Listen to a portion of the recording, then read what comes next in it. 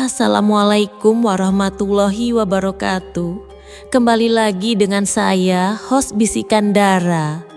Semoga kalian disehatkan selalu dan dilancarkan rezekinya.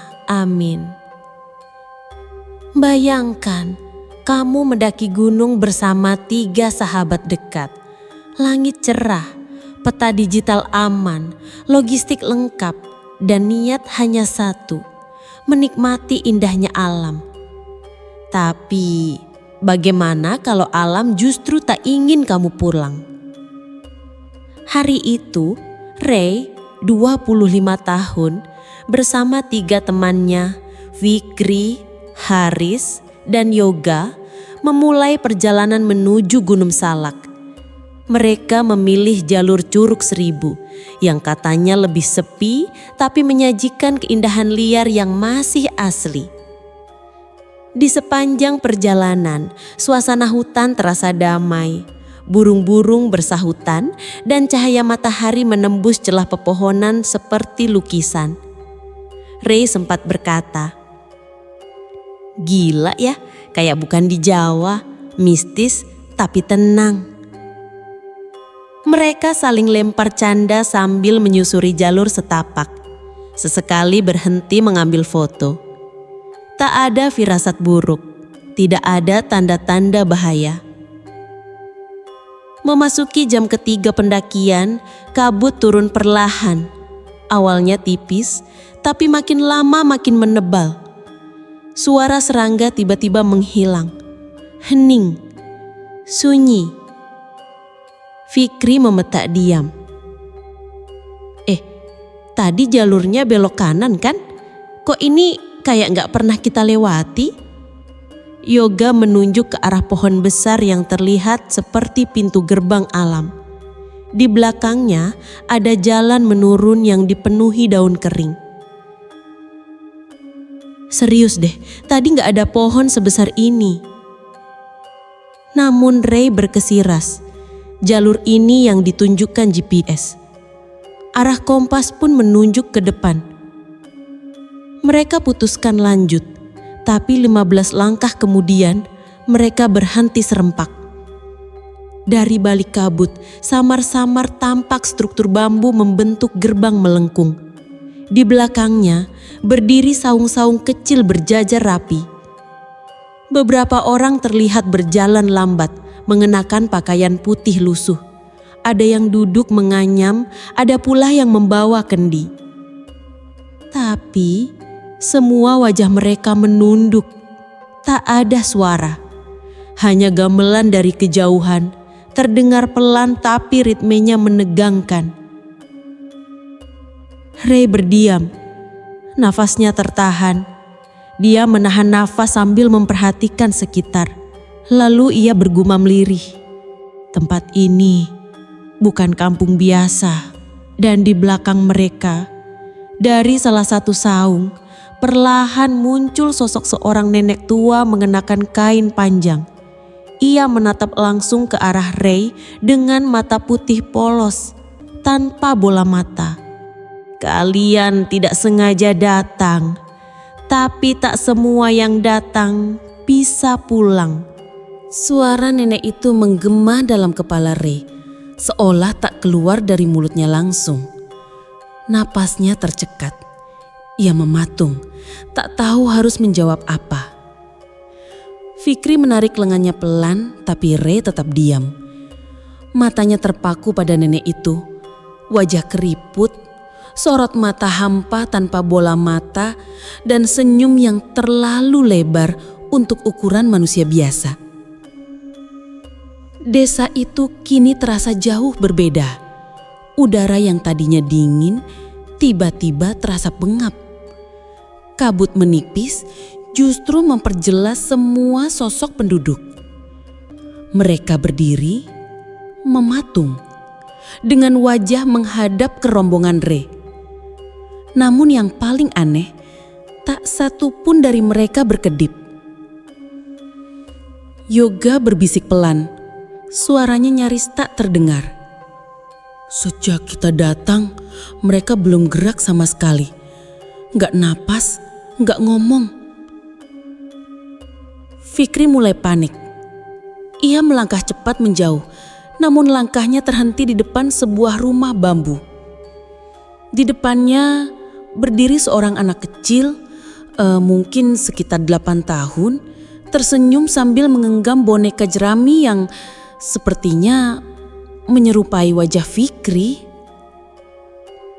Tiba-tiba dari salah satu saung di ujung jalan terdengar bunyi tangisan pelan, seperti seseorang yang menyesal atau sedang berduka.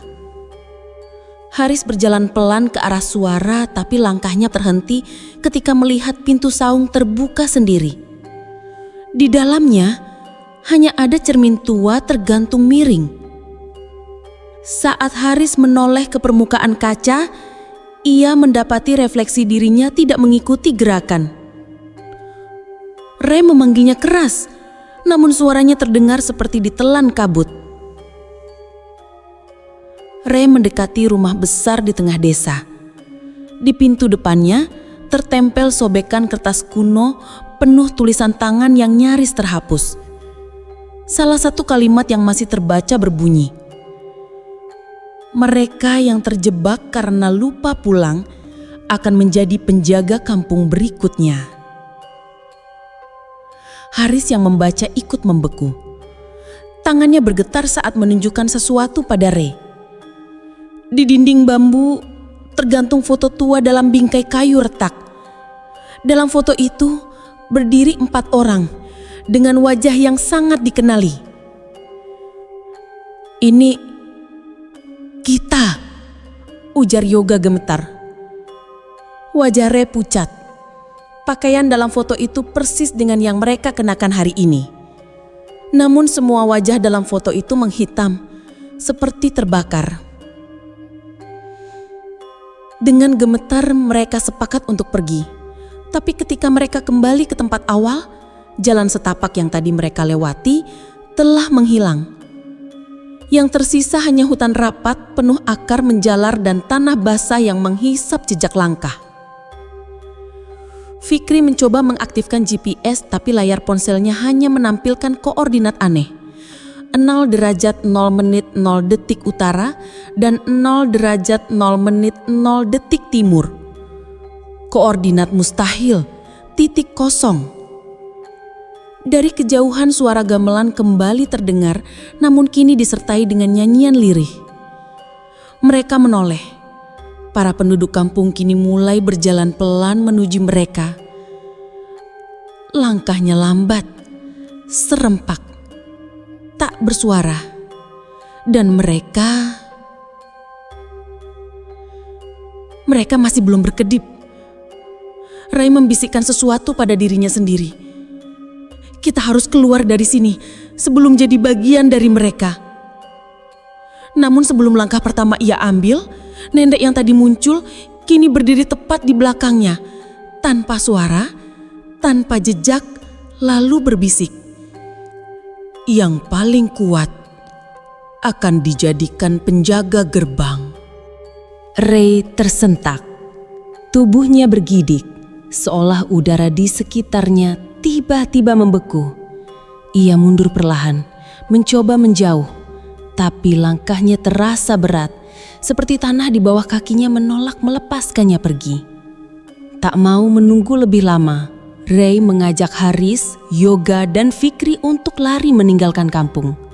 Mereka menyusuri jalur setapak yang terbuka samar di sisi kanan, berharap itu membawa mereka kembali ke jalur pendakian. Namun anehnya, setiap belokan, setiap tikungan justru membawa mereka kembali ke tempat semula, pusat kampung, dengan saung besar dan foto mereka yang tergantung di dinding bambu. Fikri menendang pot kayu di dekatnya, frustasi. "Ini gila, tadi kita ke kiri, belok kanan, muter 2 kali, tapi kok balik ke tempat yang sama?" Ray menggeretakkan giginya. Tempat ini kayak labirin yang hidup, dan kita sedang dikurung di dalamnya. Sementara mereka mencoba menenangkan diri, Haris terlihat mulai berbeda. Tatapannya kosong, suaranya pelan, seperti sedang berbicara dengan sesuatu yang tak terlihat oleh yang lain. "Tenang aja, Mereka cuma mau kita tinggal. Kita nggak perlu lari. Di sini juga aman kok. Ray menatap tajam ke arah Haris. Lu ngomong apa sih Haris? Tapi Haris malah tersenyum aneh. Ia duduk bersila di tengah tanah lapang dan mulai mengguratkan sesuatu di tanah. Simbol melingkar dengan 3 garis berujung segitiga. Sesuatu yang jelas bukan dari agama maupun tradisi yang mereka kenal. Fikri yang sejak tadi ketakutan tiba-tiba menarik Ray masuk ke salah satu rumah yang sebelumnya tertutup. Di dalamnya mereka menemukan kitab lusuh berbahasa Sunda kuno, penuh dengan gambar dan catatan tangan. Salah satu halaman menggambarkan ritual penukar penunggu. Seseorang dari dunia nyata ditarik masuk untuk menggantikan penjaga lama agar roh-roh di kampung bisa bebas berkeliaran. Dan yang paling mengejutkan, di samping gambar itu ada sketsa wajah yang sangat mirip dengan Haris. Setelah menyadari bahaya nyata yang mengintai Haris, Ray dan Fikri mencoba menarik mereka pergi. Tapi jalur yang mereka lewati kini sepenuhnya berubah. Bukan lagi tanah dan batu, melainkan lorong-lorong bambu dengan langit-langit yang rendah dan dinding berlumut. Fikri mencoba menandai jalur dengan tali merah. Tapi saat mereka berputar balik, tali itu menghilang. Ray mulai membaca ayat kursi dengan lantang. Suaranya bergemetar tapi ia tak berhenti. Dan saat bacaan sampai ke bagian akhir, lorong-lorong itu runtuh sendiri. Mereka kembali berdiri di tengah kampung. Haris kini berdiri di depan mereka. Tak lagi tersenyum, tapi wajahnya terlihat sangat kosong. Di dahinya samar-samar muncul tulisan hitam yang seperti membara berbunyi, "Penjaga Gerbang." Ray terdiam. Ia sadar Haris sudah bukan Haris yang dulu. Tapi sebelum ia sempat bicara, Haris menunjuk ke arah salah satu rumah dan berucap datar. Ada satu lagi yang harus menggantikan. Atau tidak satu pun dari kalian bisa kembali. Kami pulang dari Gunung Salak dengan perasaan lega karena selamat dari warung gaib itu. Tapi ternyata yang ikut pulang bukan semua manusia. Salah satunya adalah makhluk dari alam mereka. Dan kami baru sadar setelah satu persatu dari kami mulai berubah. Hari ketiga setelah kembali dari pendakian, Reno tiba-tiba jatuh sakit. Badannya menggigil tapi suhu tubuhnya normal. Ibunya bahkan mendengar Reno mengigau tengah malam, menyebut satu nama yang tak dikenal. "Mak Siah, ampun, jangan ikat saya lagi." Randy mulai curiga dan mencoba menghubungi teman-teman lain. Tapi Dimas tidak bisa dihubungi. Dan yang paling mengejutkan, saat Randy membuka album dokumentasi perjalanan, di salah satu foto tenda saat malam terakhir, ada satu wajah perempuan tua dengan sorot mata kosong duduk di belakang mereka. Padahal tak satu pun dari mereka mengingat ada orang tua saat itu. Randy mengunjungi seorang ustadz di daerah Bogor. Setelah ditunjukkan foto-foto itu, ustadz tersebut langsung memicingkan mata dan berkata, "Kalian makan di tempat jin, dan yang kalian ajak pulang bukan manusia. Itu sosok pelayan warung itu yang ditugaskan menjaga siapapun yang berani makan tanpa izin." Ustadz pun menjelaskan bahwa Gunung Salak memang terkenal sebagai pintu gerbang alam lelembut. Dan warung-warung gaib itu bukan hal baru, tapi hanya bisa terlihat oleh orang-orang tertentu yang sedang lapar, lelah, dan tidak kuat iman. Ternyata Reno bukan sakit biasa. Ia dirasuki. Dan yang lebih mencengangkan, Dimas sebenarnya sudah meninggal sejak malam itu. Dan yang turun bersama mereka adalah penjelmaan dari makhluk yang mengambil tubuhnya. Randy dan 2 temannya yang tersisa panik. Mereka segera membawa Reno ke pondok pesantren yang biasa menangani gangguan gaib. Namun dalam proses ruqyah, makhluk dalam tubuh Reno berkata, "Kami tak akan pergi. Salah satu dari kalian sudah milik kami karena kalian melanggar perjanjian tak tertulis di tanah kami." Suasana mendadak berubah sunyi. Tidak ada lagi suara angin, jangkrik, bahkan langkah kaki teman-temanku pun terasa hampa. Warung yang tadi ramai dengan ibu penjual yang ramah dan makanan hangat mendadak lenyap tanpa sisa. Yang tersisa hanya tanah lapang penuh kabut tipis dan suara rintihan jauh di dalam hutan. Mereka saling pandang, wajah-wajah yang tadi kenyang kini berubah panik. Ardi menggigil sambil menunjuk ke arah pohon besar di kejauhan. Itu ibu warung tadi, tapi kenapa jalannya seperti melayang?" Semua diam, nafas tertahan. Kami mengikuti arah pandangannya, dan benar, sosok perempuan itu berjalan, atau lebih tepatnya mengapung, menuju pepohonan lebat. Lalu hilang ditelan kabut. Waktu itu kami sadar bukan cuma salah jalan, kami salah dimensi. Salah satu dari kami, Eza, mulai membacakan ayat-ayat pendek. Dia santri, hafal banyak doa. Tapi saat dia membaca doa perlindungan, pohon-pohon sekitar kami mengerang, seperti ada yang tersiksa. Dan anehnya, satu persatu dari kami mulai merasa berat di pundak, seperti ada yang menumpang. Aku merasa ingin muntah. Di balik semak, kulihat sisa makanan dari warung tadi, tapi sudah berubah. Itu bukan nasi, itu tumpukan daun busuk yang ditaburi ulat hidup. Kami panik, berlarian tanpa arah, mencoba keluar dari jalur kabut. Doa kami tak henti dipanjatkan.